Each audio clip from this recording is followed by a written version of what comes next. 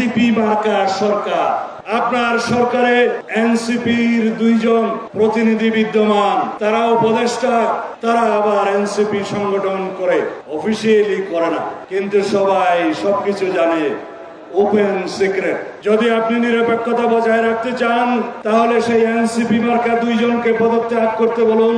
যদি পদত্যাগ না করে আপনি বিদায় করুন। আপনার সরকারে একজন বিদেশি নাগরিককে আপনি জাতীয় নিরাপত্তা উপদেষ্টা করেছেন। আপনার কি সেই আক্কেল জ্ঞান নাই? একজন বিদেশি নাগরিকের কাছে এই দেশের সেনাবাহিনী নিরাপত্তা সংক্রান্ত রিপোর্ট প্রদান করবে? কিভাবে ভাবলেন? তিনি রোহিঙ্গা করিডোরের নামে, মানবিক করিডোরের নামে বাংলাদেশকে যুদ্ধক্ষেত্রে পরিণত করতে চায়। বাংলাদেশের মানুষের সাথে আপনি কথা বলেননি, এদেশের রাজনৈতিক দল সমূহের সাথে কোনো আলাপ আলোচনা করেননি।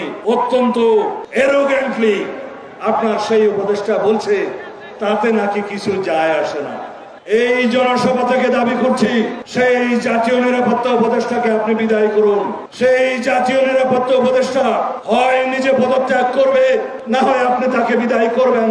এই দেশের নিরাপত্তা সংক্রান্ত কোন জাতীয় দায়িত্ব বিদেশি নাগরিকের হাতে থাকতে পারে না। সেই সংস্কারগুলো অগ্রাধিকার ভিত্তিতে আপনি বাস্তবায়ন করে ডিসেম্বরের ভিতরে এই জাতীয় নির্বাচন অনুষ্ঠান করতে হবে। আপনি আশ্বস্ত করেছিলেন, আবার আপনি সরে গেলেন। আপনি মনে করছেন আপনাকে জনগণ অসীম ক্ষমতাশীল বানিয়েছে। বাংলাদেশের জনগণের প্রতিনিধিত্বকারী রাজনৈতিক দলসমূহের কোনো পরামর্শ আপনার মানার দরকার নাই। যদি তাই মনে করেন, আপনার নিরপেক্ষতা নিয়ে সংশয় প্রকাশ হবে। ইতোমধ্যে কিছু কিছু উপদেষ্টা আপনার নিরপেক্ষতা ক্ষুণ্ণ করে উচ্চাভিলাষ প্রণয়ন করছে। তাদের উদ্দেশ্য অনির্দিষ্টকাল পর্যন্ত অনির্বাচিতভাবে যেন এই সরকার থাকতে পারে। আপনার কি অবশ্য উদ্দেশ্য আমরা জানি না।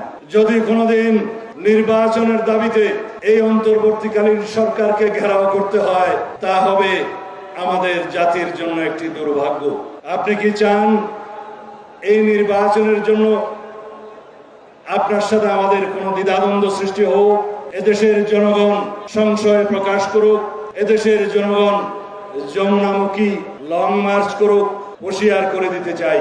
প্রফেসর ডক্টর ইউনূস সাহেব, আপনি বিশ্ববরণ্য ব্যক্তিত্ব, সম্মানিত জন। আপনি সম্মানের সাথে বাংলাদেশে একটি অবাধ ও সুষ্ঠু নির্বাচন অনুষ্ঠানের আয়োজন করুন ডিসেম্বরের মধ্যে।